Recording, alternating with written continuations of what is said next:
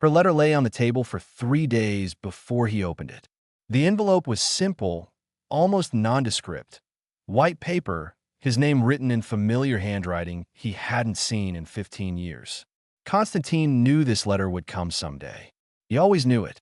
But knowledge and reality are two different things. Knowing allows a person to sleep peacefully at night. Reality steals sleep and never gives it back. He sat in his office on the 42nd floor, looking at the city spread out below like a foreign world, and couldn't bring himself to open the envelope.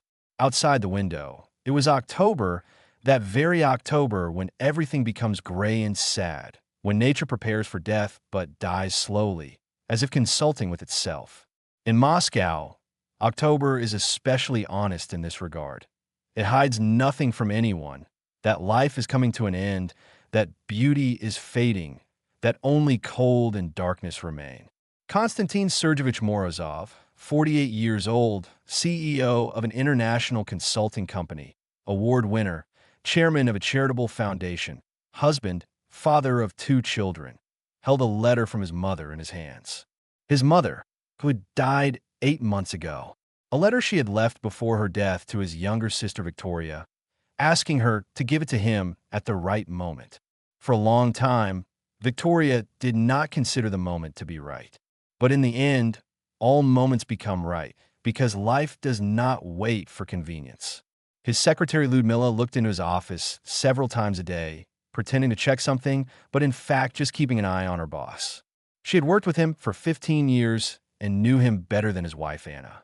Ludmila saw him turn pale, saw his fingers tremble, saw him constantly glance at the envelope lying next to the keyboard. She didn't ask any questions. Good people know when to keep quiet.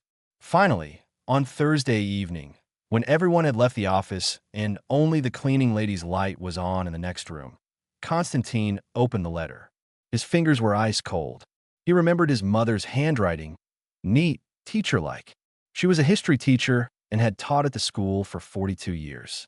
Her handwriting was like her life, correct, predictable, devoid of any ups and downs. Kostya, my dear son, the letter began. She always called him that when she had something important to say. The rest of the time he was just Kostya or K. But when it was important, the affectionate Kostya appeared like the sound of an old piano playing slowly and quietly, but piercingly enough to touch the heart. He read slowly, pausing, breathing in, as if the letter were a physical obstacle that had to be overcome with difficulty. And with each line, his face changed. At first it was confusion, then shock, then something deeper and more complex. That feeling when the ground you were standing on suddenly began to slip away from under your feet. His mother wrote about the past, about what happened before he was born, about a secret she had kept for 52 years, about the man he considered his father, but who never was, about another man who was his real father and who never knew of his existence. She wrote about why she made that choice, about love, about duty, about how sometimes a person's life is built not on what that person wants, but on what they think is right for everyone else. I am leaving this life with a sense of guilt, Kostya, she wrote.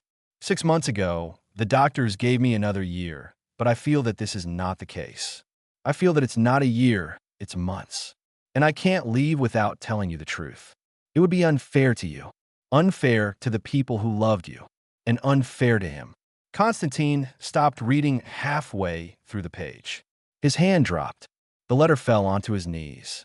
He sat in the darkness of his office, hearing only the noise of the air conditioner fan and the hum of the city outside the window, and suddenly he felt cold, colder than he had ever felt in his life.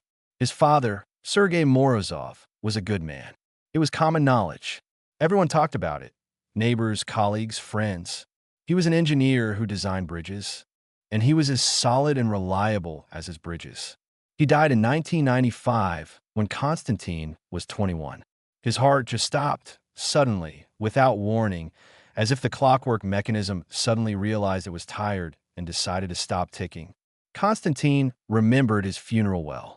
He remembered how his mother cried, how his younger sister Victoria, who was 15 at the time, just stood there, unable to cry, unable to understand what had happened. He remembered the grave, the puddles of water under his feet, the gray Moscow rain that had been falling all week. He remembered how his mother later asked him, now an adult Kostya, who had started working and earning money, to take care of her and his sister. And he did. He had always been a good son. He gave his mother money to renovate her apartment. Later, he bought her a new apartment closer to the metro. He hired a doctor to look after her health. He visited her on weekends, although in recent years it had become less and less frequent because life was busy and his mother seemed so independent, so strong in her solitary independence, that it seemed wrong to intrude on her personal space too often. Now he understood why she was so independent. Because she couldn't afford to be dependent. Because in her heart there was a secret that was heavier than any illness, and she carried that secret alone, stubbornly, like a dock worker carries a bag that gets heavier every day. Konstantin returned to the letter. He read on, and with each page his understanding of his own life changed. His mother wrote about a man she had been in love with even before she met Sergei.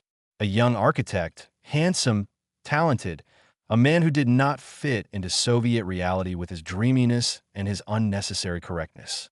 They were together, young, happy, but he left. He just left for another city, then another country, then disappeared from her life altogether, like a wave receding from the shore. And Sergei was always there. Reliable, boring, kind Sergei. He loved her, and she, in her youth and stupidity, agreed to be his wife. Life went on, monotonous and predictable, like a ticking clock. And then the architect returned. He returned to Moscow after 7 years. He was the same, but at the same time, completely different. And she realized that she had lost her life, that she had chosen security over happiness. They met. Once in the rest of their lives. And 3 months later, she realized she was pregnant. She didn't know whose child it was, but she guessed. A mother always knows. And she chose silence. She chose to live with a husband she didn't love, chose to name someone else's child after her husband, chose to be honest with everyone except one person on earth, her own son. The boy grew up, and he was like an architect. He had the same dreaminess, the same desire for something big, something significant, the same feeling that ordinary life was not quite his life. Konstantin read these words and suddenly realized that they were about him. They were about his escape from a small provincial town to Moscow. They were about his insatiable desire to achieve great success, to make his mark on the world, to leave a legacy. Sergei, his adoptive father, was a contented man. Konstantin was never content. Never. The letter contained an address. A Russian architect now living in St. Petersburg, in a house on Zakhovsky Street, apartment 8. His mother wrote that she did not know if he was still alive or in good health. But if Konstantin wanted to know the truth, if he needed to see his roots, he could go there. He could knock on the door. He could change the rest of his life with a few words. The letter ended like this. Forgive me, Kostya. Forgive me for my cowardice. Forgive me for not being strong enough to choose happiness over duty. I hope you've done better. I hope you're braver than I am. I love you regardless of genes, regardless of blood, regardless of anything in this world. You are my son. You have always been my son, and you will remain so, even if you decide to learn the truth about where you came from. Your mother, who never betrayed you because she was never honest. Konstantin sat in complete silence. Outside the window, the night was black and deep. The city was asleep. His apartment, his office, his life. Everything now seemed foreign, as if he had entered the home of a stranger, and that stranger was himself. He did not cry. Konstantin Morozov did not cry because he was used to suppressing his emotions, since emotions interfere with business, interfere with success, interfere with staying on top. But he felt something crumbling inside him, like the foundation of the building on which his life stood, suddenly shaking, cracking, and beginning to fall. He folded the letter, put it back in the envelope, and placed the envelope on the table in front of him. Then he got up, walked to the window, and stood there for a long time, looking at the city. At 48 years old, he felt completely lost for the first time, like a boy in the woods who had wandered too far from home and no longer knew which way to go. His phone vibrated. It was his wife, Anna, writing that she was at a restaurant with friends, that she would be back late, that he shouldn't wait for her for dinner. He read the message and didn't reply. What could he say? That his whole life was a lie? That all the people he loved were people who hid the truth from him? That he wasn't who he thought he was?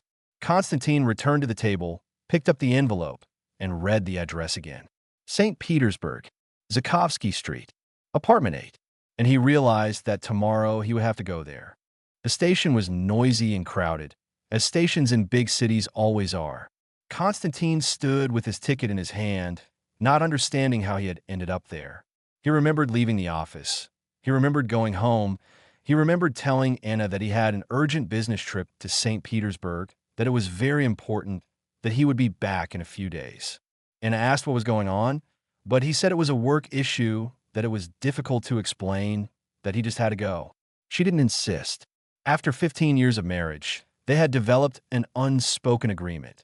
Don't ask too many questions, and you won't have to lie. The train was leaving at 7 in the evening. Konstantin went to the window on the platform and looked at the people waiting on the platform. Young couples, old people with their grandchildren, businessmen with laptops, students with skateboards. The whole world in miniature, waiting for departure. Each of these people was rushing somewhere. Each had a reason to be there. Each had their own story. Konstantin thought that if he told them his story, they would look at him with sympathy and immediately forget it. Because there are too many stranger stories in the city to remember them all. The train arrived on time. Konstantin took his seat in the first-class compartment. He always traveled first class because he was used to the comfort. But comfort didn't help. He sat on the sofa, looked at the travel bag with the things he had hastily packed, and realized that he was completely unprepared for what he was about to do. What was he going to do? Knock on the door of a stranger's apartment and say, "Hello, I'm your son?" It was madness. It was impossible. Konstantin was a man of logic, a man of plans, a man who always knew what would happen next. But now he had no plan. There was only a storm in his heart and an address in St. Petersburg. There was no one else in the compartment. Konstantin lay on the shelf and stared at the ceiling, listening to the rhythm of the train wheels, which over time sounded like a heartbeat. Ta-ta-ta, like the monotonous music of loneliness. His phone rang several times. Ludmila called from the office, asking for details about several projects. He replied that everything was fine, that his deputy would take care of it, that he would contact her tomorrow. His sister Victoria sent a message. "Did you get the letter?" He replied with a single word. "Yes." She wrote, "It was very difficult for me to keep it to myself. I'm sorry I waited so long." He did not reply. Around midnight, he was still awake. The train sped through the darkness, carrying him into the unknown. Konstantin thought about his life up to that point. He thought about his childhood in the small town of Oriol, where his father, he still thought of Sergei as his father because habit was stronger than logic, worked at a factory, and pursued his passion for bridges in the evenings. He remembered how his father would take him to the river on weekends, show him old bridges, explain how they were built, how they held weight, how they didn't fall. "You see, Kostya," Sergei would say, looking at the bridge, "a bridge is not just iron and stone. It is a promise that you can cross from one side to the other, that no one will fall, that everyone will be safe. A bridge is an engineer's responsibility to people." At the time, Konstantin thought his father was the best person in the world, that he knew everything about bridges and about life. Now he understood that his father was just a man who was trying to pass on his righteousness and honesty to his adopted son, hoping that it would help. The train arrived in St. Petersburg early in the morning at 5:30. The city was gray and cold, with that special St. Petersburg cold that seemed sharper, more honest than Moscow's. Konstantin got off the train, looked around, and suddenly felt panic wash over him. He didn't know what to do next. Should he go straight to the apartment? Or find information about the architect first? Maybe double-check the address? Maybe it was a bad idea altogether, and he should go back to Moscow and forget about it? Konstantin took a taxi. He gave the driver the address, Zakovsky Street, such and such a house. The driver was an old man with a wrinkled face and stiff stubble, and he wasn't interested in his passenger at all. He just drove, turned on the radio, and listened to a political program that Konstantin couldn't hear. Zukovsky Street was quiet and cozy, lined with tall 19th century buildings.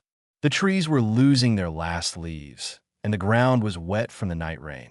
Konstantin got out of the taxi in front of number 8 and stood there for a long time, staring at the front door. It was a beautiful house, tall and elegant, with stucco molding on the facade. It was exactly the kind of house an architect might live in. Konstantin climbed the steps, looked at the mailboxes, and found the one he was looking for. It had a plaque that read, Morozov I. The initials matched those his mother had written in her letter. Ivan Anatolievich, his father, his biological father, the man who never knew he existed. Konstantin pressed the doorbell button. He did it slowly, as if every millimeter of the button's travel down was a year of his life. The bell rang somewhere inside the apartment, and at that moment Konstantin realized he had made a mistake, that he shouldn't have come here, that this address was Pandora's box, and as soon as he opened it, everything would change. But it was too late. The door swung open. An old man stood before him. A very old man. He looked to be over 80, maybe even over 90. He was tall but stooped, with sparse white hair and large, clear eyes that held so much sadness that Konstantin suddenly realized this man had seen a lot. He had seen too much. Yes? Asked the old man, not recognizing him. How could he? They had never met. Konstantin opened his mouth to say something, but no sound came out. He just stood there, looking at the man's face, trying to find himself in it. And suddenly he saw it. He saw his own eyes. He saw the shape of his face. He saw something in the way his head was held, something in the line of his shoulders. Konstantin began, but stopped. This sounds strange, but I think I'm your son. The old man said nothing. He just looked at Konstantin for a long time, and something appeared in his eyes that could have been either pain or hope, or both at the same time. Then he stepped aside. Come in, he said. Come into the house. You must be cold. It's a cold morning. Konstantin entered. The apartment was old but tastefully furnished. Photographs of buildings hung on the walls, apparently the architect's designs. Models of houses, bridges, and cathedrals stood on the tables. There were books on the shelves, many books on architecture, art, and history. The old man went into the kitchen and turned on the kettle. His movements were slow but confident, as if he had done this 1,000 times before. Perhaps he had. Perhaps every morning he went into the kitchen and made tea for one. What's your name? Asked the old man, placing the cups on the table. No, wait. I know. It can only be one person. It can only be your son. Konstantin nodded. He sat at the table, not knowing where to put his hands. The old man poured the tea, sat down opposite him, and they both remained silent. The silence was heavy, thick, like the air before a storm. Your mother, the old man finally said, was the most beautiful woman I ever met. I left because I was an idiot. I was young. I was a coward, and I believed that my career, my dreams, my success were more important than her. I didn't know she was pregnant. If I had known, he paused. No, even if I had known, I'm not sure I would have done anything differently back then. I would still have been the same person, someone who doesn't know how to be happy with one person because he always needs to build a universe. Her letter, said Konstantin. This letter came to me after her death. She died 8 months ago. The old man slowly closed his eyes. His face contorted as if he had just heard unbearable news. I know, he said quietly. I found out 2 months ago. I hired a private investigator. I wanted to find her. After I retired, I realized I was alone, that I had spent my life building houses for other people, and I had nothing but memories. And I thought, maybe she's here. Maybe I can somehow make amends. He faltered, waved his hand. Make amends. He repeated. That's a big word.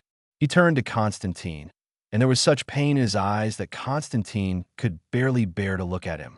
What's your name? Your full name? Asked the old man. Konstantin, he replied. Konstantin Sergeyevich Morozov. The old man nodded. He took Konstantin's hand, and his hand was cold, bony, senile, but there was so much tenderness in that touch that Konstantin felt tears finally begin to well up in his eyes. For the first time in all these days, "Konstantin," said the old man, "I'm glad to have learned of your existence. Even if it is late, even if I can give you almost nothing, I'm still glad." And then Konstantin told him everything. He told him about his life in Oral, about moving to Moscow, about how he built his company, about his wife, about his children. He told him how he had never understood why Father Sergei sometimes looked at him with a strange sadness in his eyes. He told him how he had always felt that someone else lived inside him, someone who wanted more than ordinary life could offer. The old man listened, and tears slowly rolled down his face. But he did not cry out loud. He just listened, as if drinking in every word, as if it were the last thing he needed to hear before he died. "You're like me," he said when Konstantin finished. "Not just in appearance. You did the same thing I did.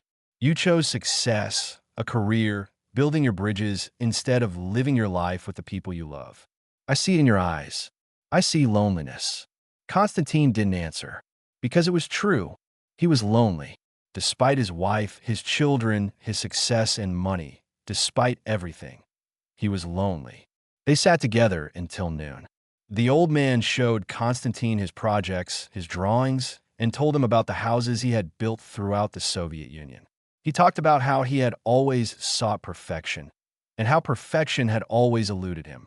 About how, after leaving Moscow, he had tried not to think about his first love because it was too painful. "But I still thought about her," he said. Every day, for 60 years. And I never got married. I came close a couple of times, but I couldn't do it. It felt like I was betraying her. I wanted to remain faithful, at least to her memory." Then the old man suddenly got up and went into the bedroom. Konstantin waited, not knowing what had happened. The old man returned with a box. An old cardboard box, yellowed with age. "These are letters," he said, opening it. "Letters I wrote to her, but never sent. I wrote them when I was living in other cities, in other countries. I wrote them when I was unhappy, when I was lonely, when I finally understood what a mistake I had made. There are 207 of them here. The first letter was written a week after leaving Moscow. The last one was written 2 years ago." Konstantin looked at the box. Each envelope had a date on it.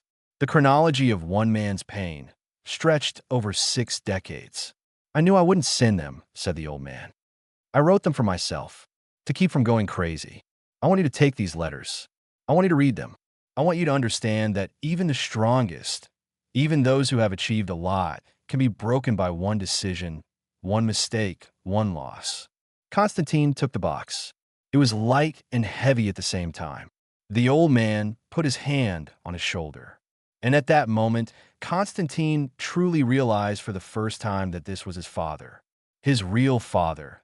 Not according to formal documents, but according to blood, according to missteps, according to shared loneliness. This man looked at him with love, pity, and recognition. Here he was his son, his part, his legacy, his second chance. "Stay a few more days?" the old man asked. "Please. I don't need much. Just tell me about your life. Tell me it was good. Tell me you're happy." Konstantin looked at him and couldn't lie. He couldn't say he was happy, because that would be a lie. And he suddenly realized that he was tired of lying, tired of pretending that everything was fine, tired of hiding behind a mask of success. "I'm not happy," he said. "I was successful, but I wasn't happy. And I think it's because I repeated your mistake. I chose bridges over people." The old man nodded, as if he had known this for a long time, seeing his own reflection in this man from afar, seeing history repeating itself, an endless cycle of wrong choices. Konstantin stayed in St. Petersburg for a week. He called Anna and said that things were taking longer than expected, that he needed more time, that he would contact her later, and asked if everything was all right, but he replied that yes, it was just business matters, nothing to worry about. She did not insist. Anna was a good wife in the sense that good wives do not ask too many questions. It seemed like an advantage when they were 25. Now that he was 48, it seemed like a loss. He spent the first day at Ivan Anatolievich's apartment. They ate, talked, were silent, listened to music, classical, very quiet. The old man put on a Rachmaninoff record, and they sat listening to the concert, each lost in his own thoughts. Konstantin thought about how strange it was that this man was his father, but at the same time a complete stranger. That they shared half of their genes, but not their memories, history, experiences, everything that makes a person close. On the second day, Konstantin began reading the letters. He sat in the living room, taking them out of the box one by one and reading the words written by a man he had never known, but whose blood flowed in his veins. The first letters were about the pain of loss, about how hard it was to understand that he had left behind the best thing he had ever had. Later, the letters became more philosophical, more abstract, reflections on life, on meaning, on why people make certain choices. One letter, written 37 years ago, particularly shook Konstantin. In it, the old man wrote, "I look at architecture and realize that I built houses, but I didn't build a life. I see people, families, those who live in my houses, and I envy them. I envy their ability to be content with little, to be happy with one person, with one life. I have always been hungry. Hungry for recognition, for fame, for leaving a mark on the earth. And this hunger has consumed everything else. It has consumed love. It has consumed happiness. It has consumed my life." Konstantin read this letter several times because it was a description of his own life, written by a man he had never known. It was almost a prophecy, or perhaps a warning, a voice from the past trying to tell him something important. On the third day, Konstantin asked the old man, "Why did you never try to come back? Why didn't you try to find her, even when you could?" Ivan Anatolyevich sat in his chair, looking out the window at Zakovsky Street, at the leafless trees. "Because I was a coward," he replied simply. "Because I understood that if I found her, I would have to take responsibility. I would have to tell the truth, destroy her marriage, her life. And I was too selfish to do that. I preferred to live in my loneliness and let her live in her lie. It was wrong, and I knew it, but I did it anyway." He turned to Konstantin, and there was weariness in his eyes. "I've lived a life of mistakes," he continued, "and now I'm 92, and I realize that I can't fix anything anymore. The people I could tell the truth to are either dead or won't want to listen to me. The only thing I can do is ask for forgiveness from a person I didn't know existed, you, and hope that you will be wiser than I was." On the fourth day, something happened that changed everything. Konstantin received a call from Ludmila. "I'm sorry to bother you," she said, panic in her voice. "But something serious has happened. You need to return to Moscow immediately. Your wife, she knows everything. She knows about the letter. She knows about the trip. She's with a lawyer right now. She's talking about divorce." Konstantin felt the ground disappear from under his feet. For a few seconds, he was deafened. Then he heard Ludmila's voice again, as if from afar. "Konstantin Sergeyevich, can you hear me? How did she find out?" he asked in a strange voice. "How could she possibly have found out?" "Your sister Victoria," Ludmila replied. "She called your wife and said that you were in St. Petersburg because of a letter from your mother. Your wife then found the letter in your office and read it. She's very upset. She says you've been hiding half your life from her." Konstantin ended the conversation and just sat there, holding the phone in his hand. On the fourth day, when he was just beginning to see something bright, beginning to understand himself, his former life suddenly fell apart. He told Ivan Anatolyevich everything.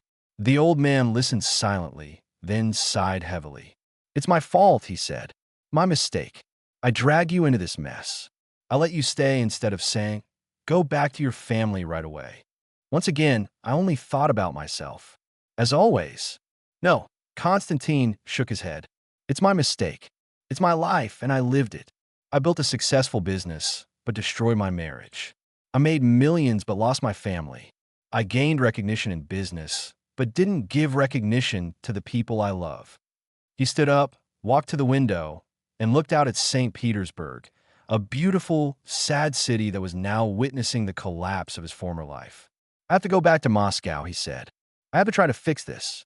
I don't know how, but I have to." The old man nodded. "Yes," he agreed quietly. "You must go back, because I once chose to leave, and that was my biggest mistake. I don't want you to repeat it. It's not too late yet." Konstantin gathered his things. He put the box of letters in his bag. Before leaving, he hugged Ivan Anatolyevich, the first time he had ever hugged his biological father. The old man was frail, his bones seemed almost weightless, like a bird's. But the hug was strong, desperate, as if he was afraid that if he let go, Konstantin would disappear. "Don't lose yourself," he said. "Promise me. Don't get lost like I did." "I promise," Konstantin replied. He didn't fully understand what he was promising, but he knew he had to give this man at least some hope. At the station, he stood in front of the train, ready to return to Moscow, to his crumbling life. He remembered how he had arrived here a week ago, standing on this same platform, full of horror and strange anticipation. Now he felt like a different person, as if he had lived not a week but years. The train was taking him back, and he thought about what awaited him there. Anna, who probably hated him. Children who would not understand why their parents were no longer together. A business that would require attention. A life that had become much more complicated. But he thought about other things too. About his mother's letter. About the old man living in his St. Petersburg apartment, clinging to his memories. About the fact that life is not just a choice between success and love, career and family. It is a constant balancing act between them, and sooner or later, everyone falls. He opened one of the envelopes and read a few lines. The words were about pain, regret, the desire to return to the past and make a different choice.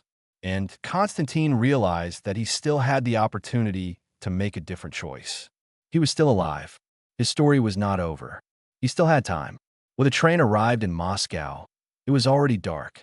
He got off at the station, and the first thing he did was call Anna. "It's me," he said when she answered. "I'm back. I want to talk to you. I want to explain. I want you to give me a chance." Anna was silent for a long time. "I don't know," she finally said. "I don't know if there's any point, Kostya. You hid half your life from me. How can I trust you? How can I be with someone who can't be honest with me?" Konstantin realized she was right. Trust is not a word, but an action, a daily choice. And he didn't make that choice. Or he made the opposite one. "You're right," he said. "Absolutely. I was wrong. I was selfish. I hid the truth because I was afraid to admit that I wasn't perfect. But I want to try to fix everything. I don't know how, but I want to." "I need time," Anna replied. "I need to think. Come home, we'll talk. But just talk. I'm not promising anything." He hung up the phone and stood at the station, surrounded by his bag and a box of letters. People rushed around him, living their lives, unaware of his pain, unable to see his struggle. And in a strange way, it was comforting to realize that in the vastness of Moscow, his personal tragedy was just one story among thousands. He took a taxi and went home. There, his wife, who probably hated him, his children, who had been put to bed, his apartment, which felt foreign, and his life, which was falling apart, were waiting for him. But he also knew that he was no longer alone, that he had a father living in St. Petersburg, that his mother had left him a letter that shattered his illusions but revealed the truth, that he had a chance to learn from the mistakes of others, the mistakes of people he loved and was only beginning to truly understand. And when he entered the apartment where Anna was waiting for him, where reality was waiting for him, he still wasn't ready. But he was more ready than before. Anna was sitting on the sofa in the living room when he entered. She didn't get up, didn't say hello, just looked at him with that same look he remembered from his youth, a look that said, "I'm disappointed, and that's worse than if you made me hate you." Konstantin left his bag by the door and sat down in the armchair opposite, as if they were not husband and wife, but two strangers in negotiations. "Why?" she asked without looking away. "Why couldn't you tell me? Why did you go to St. Petersburg in secret? Why did you choose to lie?" Konstantin opened his mouth to answer, but then closed it. The answer was more complicated than a single explanation. The answer was his whole life, how he had built himself up, how he had created an image of strength and success, while inside he remained frightened and lonely. "Because I was afraid," he said finally. "Afraid that if I showed you who I really am, with all my flaws, you would stop respecting me. That you would stop seeing the man you married and see the man who lost himself on the road to success." Anna finally looked away and gazed out the window. "You know what I noticed in the first year of our marriage?" she said quietly. "That you never fully hear. Even when you're physically at home, you're still somewhere else, at the office, in your plans, in the future. I loved you, Kostya, but it seems I love the idea of you more than the real you. And I realized it too late. Each of her words cut into him like a knife. Because it was also true. I want a divorce, she said so calmly that it only made it scarier. I've already talked to a lawyer about it. At first, I was angry and emotional. But now, looking at you, I realize that this is the only right decision. We'll both be unhappy if we stay together. You because you'll feel trapped. Me because I'll be forever waiting for a man who is never really home. Konstantin stood up, walked over to the window, and stared at the lights of Moscow. Millions of people were living their lives, making mistakes, trying to be happy. Among them was Sergei, his adoptive father, who had passed away 30 years earlier. Among them was Ivan Anatolyevich, his biological father, awaiting death in his St. Petersburg apartment. Among them was his mother, buried 8 months ago, who had taken with her the secret, pain, and love for 2 men. And there was he himself, a man who did not understand who he was, but was gradually beginning to understand who he should no longer be. I won't hold you back, he said without turning around. If you want a divorce, I won't resist. I know I don't deserve forgiveness or even the right to ask you to stay. I was a bad husband. I chose work over family. And that can't be fixed with a single conversation. Anna didn't answer. He heard her get up and walk toward the bedroom. Then the door slammed. Konstantin was left alone in the living room, in an apartment worth millions, decorated by a designer, more like an exhibition hall than a home. And he understood why Anna wanted to leave. Because it wasn't a home. It was a monument to his success and his inability to be a normal person. The next 3 weeks were hell. The hell of bureaucracy, lawyers, endless paperwork, discussions about who would live where, who would see the children and when, how to divide the property. His daughter Ksenia, 14, stopped talking to him. His son Nikita, 11, cried at first when he found out about the divorce, and then seemed to shut down. He became cold and distant, as if Konstantin were not his father, but a distant acquaintance. Why couldn't you just be a normal dad? Ksenia asked him once when he came into the room to pick up his things. Why did you always choose work over us? He didn't know how to answer. The truth was that he didn't know how to be a normal dad. He only knew how to be a successful man. And he chose what he was best at because it was easier than admitting that he wasn't perfect. Ivan Anatolyevich called him almost every day. The old man asked how things were going, how the divorce was progressing, how the children were feeling. Konstantin told him, and he listened silently, then said, "It's painful. Kostya, I know. It was painful for your mother. It was painful for me. But sometimes you have to completely destroy what has been rotting for many years in order to start building something new." One day, at the end of the 3rd week, Ivan Anatolyevich said, "I want you to come and stay with me, to live here in St. Petersburg, at least for a little while. I know you have things to do in Moscow, but I feel that I don't have much time left." Konstantin wanted to object, to say that he couldn't just drop everything. But he remembered his mother's words, Ivan Anatolyevich's letters. His own life lived for the sake of success that did not bring happiness. "I'll come," he said. He found himself back in St. Petersburg in early November, when the city is particularly gloomy. Ivan Anatolyevich met him at the door, and Konstantin immediately saw how much the old man had deteriorated. He had lost weight, his hands were shaking, and his eyes had that special transparency that people on the brink of death have. They lived together for a month that turned out to be more important to Konstantin than many years. He learned to live simply, to cook simple meals, drink tea without rushing, listen to music, talk about life and death, about what really matters. Ivan Anatolyevich showed him his projects and old sketches over and over again, telling him about the houses he had built. But more often than not, he talked about Konstantin's mother, what she was like, how she laughed, how she believed in goodness. "Your mother was better than me," he said once, as they sat on the balcony and looked at the gray sky above the Neva. "She knew how to love, and I only knew how to want. That difference is a whole chasm." Then he told a story he had never mentioned before about how he found out he had a son. "I hired a detective," he said. "I wanted to find her. The detective found her and gave me her address and phone number. I stood there with the phone in my hand for 5 hours. I wanted to call her, to tell her that I was back, that I wanted to see her at least once, to tell her the truth. But I couldn't. I had no right to burst in her life after decades. He paused, then continued. And then the detective said she was sick, that she had cancer, that she didn't have long to live. And I realized that if I didn't call now, I would never call. I dialed the number. She answered. And do you know what she said? Konstantin didn't know. His mother had never told him about that call. She cried. Ivan Anatolyevich said quietly. She cried and said she had been waiting for this call for 60 years. And then she asked if I knew about her son. About you. I said I didn't know. And suddenly I realized that I had a child I had never seen, whom I had never even suspected existed. Tears streamed down his wrinkled cheeks. Konstantin also struggled to hold back his emotions. I asked her why she hadn't told me, he continued. And she replied, I wanted to protect him. I wanted him to grow up in a complete family, so he wouldn't feel like he was the wrong child. I wanted him to have a father who was there for him, not a ghost from the past. He sighed.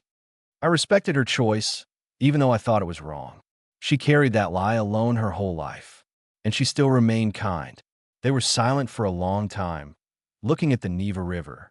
She asked me to promise, said the old man, to promise that if I found you, I would tell you the truth, so that you wouldn't live in an illusion, because illusions destroy lives.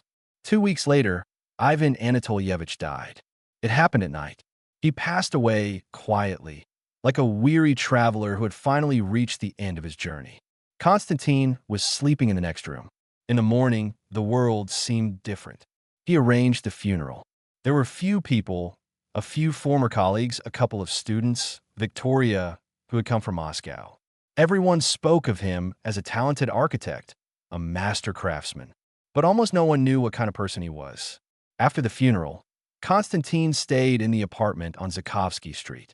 He sat in the living room, surrounded by books, drawings, models, and suddenly realized that, in the end, a person's whole life boils down to a room with the things they left behind. Then he remembered the box of letters.